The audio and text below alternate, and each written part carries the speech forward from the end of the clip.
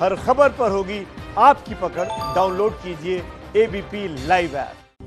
आप देख रहे हैं खबर दिन भर और हम बात कर रहे हैं बॉलीवुड में ड्रग्स पर मचे महाभारत की। बीजेपी सांसद रवि किशन ने जब ये मुद्दा उठाया कि बॉलीवुड में जो है बॉलीवुड ड्रग्स की चपेट में है, तो उसके बाद जया बच्चन की जो प्रतिक्रिया है उस पर सवाल उठने लगे और उस पर बात करने के लिए हमारे साथ फिल्म निर्देशक विवेक रंजन अग्निहोत्री मौजूद है। विवेक जी, मुझे एक बात बताइए, क्या इस तरह की प्रतिक्रिया को आप ठीक देख रहे हैं? क्योंकि उन्होंने तो सवाल उठाया था कि जो गंदगी है उसकी सफाई होनी चाहिए। जया बच्चन कह रही है जो थाली में खाया। देखिए, पहले तो लोगों को ये डिसाइड कर लेना चाहिए कि डिसेंट जिसकी बात हमेशा ये लोग करते हैं वो डेमोक्रेसी में जरूरी है कि नहीं, और दूसरा एस्टेब्लिशमेंट के खिलाफ आवाज उठाना सही है कि नहीं। बॉलीवुड का मतलब क्या है? बॉलीवुड कोई 5-6 लोगों की प्रॉपर्टी नहीं है। बॉलीवुड में 5 लाख लोग काम करते हैं और उसमें आप देखिए जिस थाली की बात की जा रही है वो थाली सिर्फ चंद लोगों के पास है। तो जो बाकी जो 99% उससे भी ज्यादा बल्कि 99.8% जो लोग हैं उन तक तो ये थाली पहुंचती नहीं है, तो छेद का सवाल तो उठता ही नहीं है। और जो लड़ाई है ये एक एस्टेब्लिशमेंट के अगेंस्ट आवाज उठाने की। आज आप देखिए पाक स्पॉन्सर्ड नार्को टेररिज्म, इसके बारे में इतनी न्यूज है, पूरे अगर कोई गूगल करे 2 मिनट में पता चल जाएगा कि पाक स्पॉन्सर्ड नार्को टेररिज्म जो है दिल्ली बंबई पहुंच चुका है। दिल्ली में 12 साल के बच्चे हैं, ड्रग एडिक्ट हैं। आज बॉलीवुड के जो फैशनेबल जो ग्लैमरस, उनको ब्रांड एम्बेसडर की तरह से यूज किया जा रहा है इस नार्को टेररिज्म से, ताकि वो ड्रग्स और बिके और भारत धीरे धीरे नशे में जकड़ता जाए, और यंग बच्चे खास तौर पर। आज इसके खिलाफ अगर आवाज उठाई जा रही है, मीडिया आवाज उठा रहा है, आम आदमी उठा रहा है, ये कोई बॉलीवुड के लोग तो नहीं है। बॉलीवुड के टॉप स्टार्स तो कुछ बोलते नहीं है, टॉप डायरेक्टर्स तो कुछ बोलते नहीं है। जया जी की मैं हाथ जोड़ के बहुत इज्जत करता हूँ, उनने भी आज तक कभी नहीं बोला।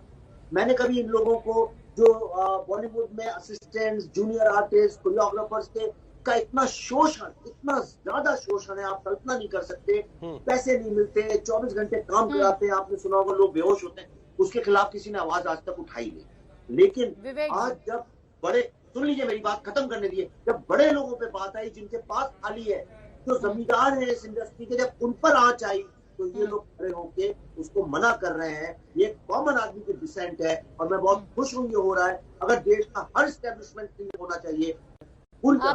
आपने बड़ी बात कही, नार्को टेररिज्म की बात करी, और बॉलीवुड के जो ब्रांड एम्बेसडर हैं, जो बड़े चमकते चेहरे हैं, उनका इस्तेमाल किया जा रहा है। लेकिन मैं आपसे ये समझना चाहूंगी कि जया बच्चन अगर ये कह रही हैं कि भाई जिस थाली में खाते हैं उसी में छेद कर रहे हैं, तो क्या ये वही माइंडसेट है भीतरी वर्सेस बाहरी का? ऑफ कोर्स ये तो एलिटिज्म का माइंडसेट है, जिस थाली में खाते उसमें छेद कर रहे हैं। मुझे एक बात बताइए, जब वो एंटी करप्शन का चला था, कांग्रेस के भी कई लोगों ने खड़े होकर करप्शन का अगेंस्ट बोला था, तो उन्हें नहीं बोलना चाहिए था क्या? देश में कुछ गलत हो रहा है तो नहीं बोलना चाहिए क्या? आपके ऑफिस में अगर कुछ गलत हो रहा है, आप उसके खिलाफ अगर आवाज उठाती है, सवाल उठाती है, इसका क्या मतलब है? मतलब जो शोषण चल रहा है चलने दो, ड्रग्स चल रहे हैं चलने दो, लेकिन बाहर किसी को ना पता चले, सब छुपा के अंदर ही अंदर सारे कुकर्म करो। लेकिन क्या इस ड्रग्स से सिर्फ बाहर के लोग प्रभावित हैं?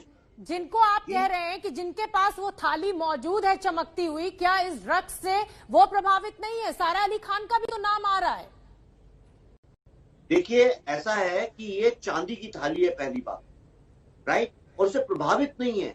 होता है नशा। देखिए, ड्रग्स कोई ऐसी चीज नहीं है कि कोई आदमी कहता है हाँ आ बैल मुझे मार, इसमें आदमी ग्रस्त हो जाता है। और जब ये अय्याशी, ग्लैमर, आप देखिए जब कोरोना की महामारी फैली हुई थी, चंद यही जिनके पास चांदी की थाली है, ये लोग अपने नाच गाने की, एक्सपेंसिव मेकअप की, बड़े बड़े खाने, महंगे खानों की, और तरह तरह के ग्लैमर के पोस्ट डालते रहे सोशल मीडिया में, जैसे इनको कुछ होगा नहीं कोरोना की महामारी, तो बाकी आम मिडिल क्लास लोगों के लिए।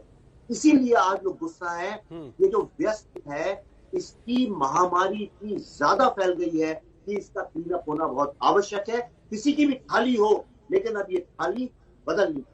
लेकिन जब अंदर के ही लोग आवाज उठाने वालों पर सवाल उठाने लगेंगे विवेक जी, तो फिर ये जो नेक्सस है ड्रग्स का, ये जिस तरीके से पूरा सिंडिकेट बना हुआ है, टूटेगा कैसे? तो जांच एजेंसियां तो जांच कर रही है, लेकिन इस तरह की बातें होती रहेंगी तो एक अलग तस्वीर भी दिखाई जाती रहेगी दूसरी तरफ से। नहीं, इस बार ये इसलिए टूटेगा कि पिछले 6-7 साल से मैं अकेला लड़ाई लड़ रहा था इसके खिलाफ। मैं बॉलीवुड से रिजाइन कर चुका हूं, मैं इंडिपेंडेंट फिल्म मेकर हूं, मैं अकेला लड़ाई लड़ रहा था। पर आज आप देखिए कितने बॉलीवुड के लोग भी आ गए। कई लोग मीडिया में नहीं है, लेकिन वो मुझे मैसेजेस भेजते हैं, फोन करते हैं, कहते हैं हम आपके साथ। ये जो मुहिम मैंने शुरू की थी कई साल पहले, आज इसमें कॉमन लोग भी जुड़ गए हैं, मीडिया भी जुड़ गया है, और जब तक ये आवाज बहुत जोर से नहीं उठाई जाएगी, ये अपने ग्लैमर और सक्सेस के नशे में और ड्रग्स के नशे में चूर लोग जो हैं इन तक आवाज पहुंचेगी नहीं। विवेक अग्निहोत्री, दीवारें बहुत विवेक अग्निहोत्री, क्या ये सत्ता और ग्लैमर का मिलन है और इसीलिए आज स्थिति ये है ड्रग्स की? देखिए इसमें पॉलिटिकल पार्टीज का भी लेना देना है। इसका क्रिमिनलिटी से लेना देना है डेफिनेटली, इसमें ब्लैक मनी का लेना देना है, इसमें ड्रग्स का लेना देना है, इसमें क्रिमिनल्स का लेना देना है, इसमें माफिया का लेना देना है, इसमें करप्ट पॉलिटिशियंस, बहुत ही करप्ट पॉलिटिशियंस का लेना देना है। ये बात कहने से बहुत लोग डरते हैं, लेकिन ये सत्य है कि इसमें बहुत सारे करप्ट पॉलिटिशियंस का बहुत ज्यादा लेना है। कोई नाम आप लेना चाहेंगे? एबीपी न्यूज के मंच पर इस समय आप बैठे हुए हैं और आप इतनी बड़ी बात कह रहे हैं और आप ये भी कह रहे हैं कि आपने मुहिम छेड़ी हुई है और बॉलीवुड को आपने छोड़ दिया है, तो क्या वो कुछ नाम जिस बॉलीवुड ड्रग सिंडिकेट का जिक्र बार बार हो रहा है खबरों में, उस ड्रग सिंडिकेट में कोई ऐसे चेहरे जो आप यहाँ पर मेंशन करना चाहें? नहीं, मैं क्यों नाम लूंगा? आप ट्विटर पे चले जाइए, उनके नाम से रोज ट्रेंड ही होता रहता है, आम जनता बात कर रही है। और अगर समझिए आप मेरे पे कोई इल्जाम लगाए सही नहीं, तो मैं खड़ा होकर उसके खिलाफ कुछ बोलूंगा नहीं क्या?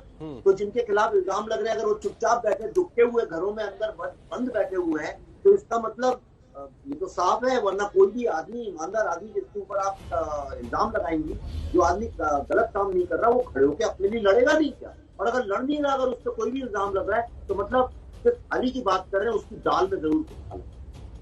मुझे एक बात बताइए, सुशांत की मौत के बाद से कंगना रनौत लगातार इस पर सवाल उठाती रही, वो लोगों के निशाने पर रही। अब रवि किशन ने संसद में सवाल उठाया तो संसद में ही उन पर निशाना साध दिया गया। जिस एलिटिज्म की आप बात कर रहे हैं ना, क्या उसको नागवार गुजरता है कि कोई बाहरी आए और इस तरह से सवाल उठा दे हमारे ऊपर? नहीं, पहली बात तो ये देखिए कि जो ये पार्टी है, समाजवादी पार्टी के जो लोग हैं, ये एक बहुत बड़ा फंक्शन चलाते हैं वहां पे इटावा के पास, और उसमें आप खुद देख लीजिए किन किन बड़े बड़े फिल्म स्टार्स को बुलाया जाता है हर बार, और जाते भी हैं लोग उस गांव में वहां पे डांस कर। तो मतलब एक पॉलिटिक्स और बॉलीवुड का तो एक नेशनल बहुत स्ट्रॉन्ग है ही इसमें। तो उसके खिलाफ अगर रवि किशन ने आवाज उठाई, और मैं रवि किशन को पर्सनली जानता हूँ, मेरे को उनकी पॉलिटिक्स से कुछ लेना देना नहीं है, पर जमीन से उठा हुआ आदमी है मेरी तरह। कंगना भी जमीन से उठी हुई है मेरी तरह।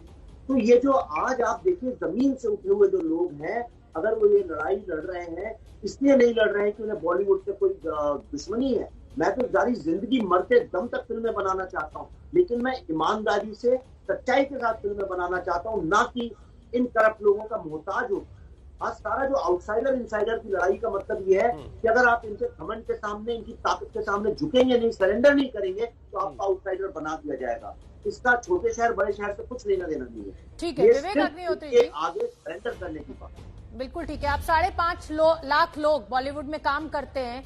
अगर मैं आपसे समझना चाहूं, क्योंकि आप इस बॉलीवुड का हिस्सा हैं, कितना परसेंटेज होगा? कहा यह जाता है कि पूरा बॉलीवुड चपेट में है ड्रग्स के। अगर परसेंटेज में आप बताएं तो कितने ऐसे लोग हैं जो ड्रग्स लेते होंगे बॉलीवुड में? नहीं, परसेंटेज में बात करना देखिए मेरे लिए गलत भी होगा, और वो मुझे करना भी नहीं चाहिए, क्योंकि मैं कोई स्टैटिस्टिशियन नहीं हूं, ना मेरे पास इस तरह का रिसर्च है।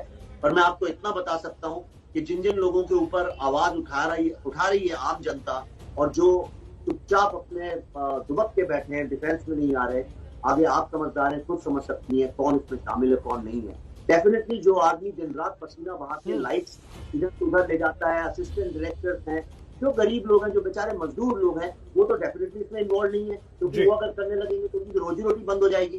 तो मतलब जिनके पास चांदी की थाली है वही लोग होंगे। बातचीत हमारी जारी रहेगी। विवेक जी, आप बने रहे हमारे साथ।